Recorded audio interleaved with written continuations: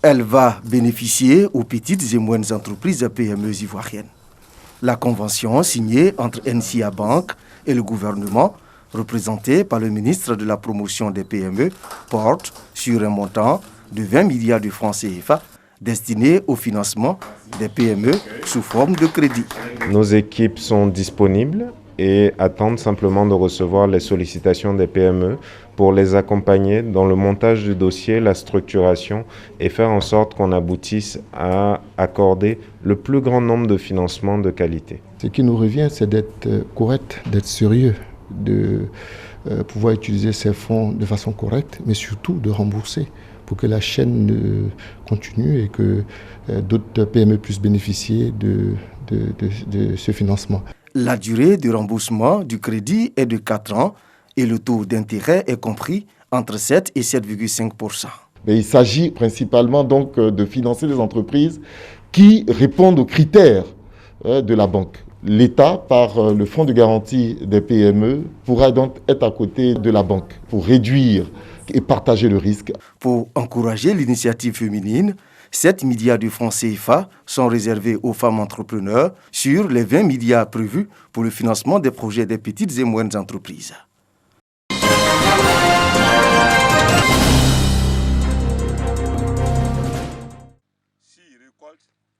Si la quantité de l'or blanc ivoirien ne fait aucun doute, ce n'est pas le cas pour la qualité.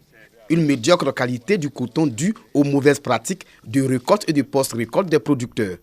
Pour allier la qualité à la quantité, Intercoton, organisation interprofessionnelle agricole de la filière coton, sillonne le bassin cotonnier pour sensibiliser les producteurs. De notre mission là, c'était de croiser les producteurs et échanger avec eux.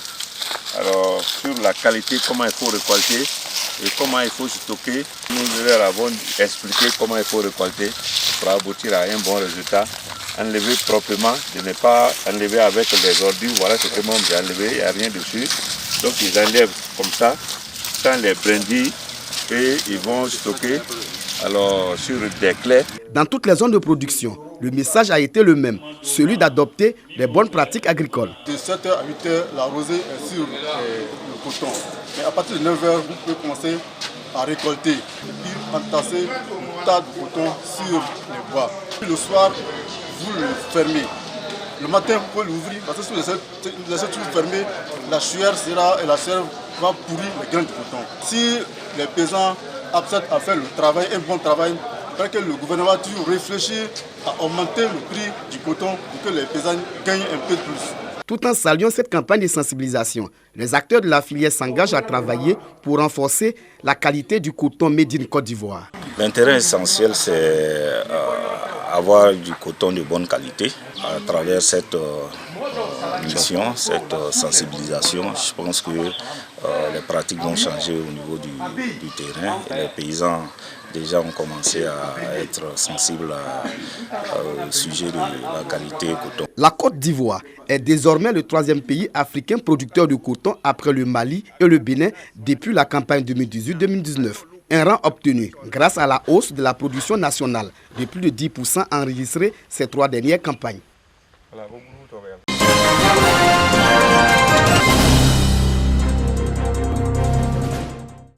Au cours de l'audience solennelle de prestation de serment, des membres du Conseil de régulation de l'Autorité ivoirienne de régulation pharmaceutique, AIRP, professeur Yavo Jean-Claude et ses collaborateurs ont juré devant la Cour d'appel de remplir avec probité, impartialité et rigueur leur mission dans le strict respect des lois et règlements de la République de Côte d'Ivoire. Nous devons insister sur la sûreté des médicaments par une bonne pratique pharmaceutique en maîtrisant le circuit de l'homologation, de fabrication, de l'homologation, de la distribution et de la prescription des médicaments.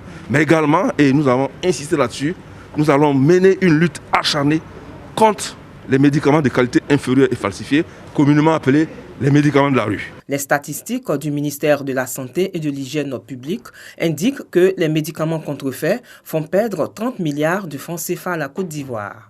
Avec la prestation de serment de séjour, cette autorité est rendue opérationnelle. C'est ça qu'il faut constater.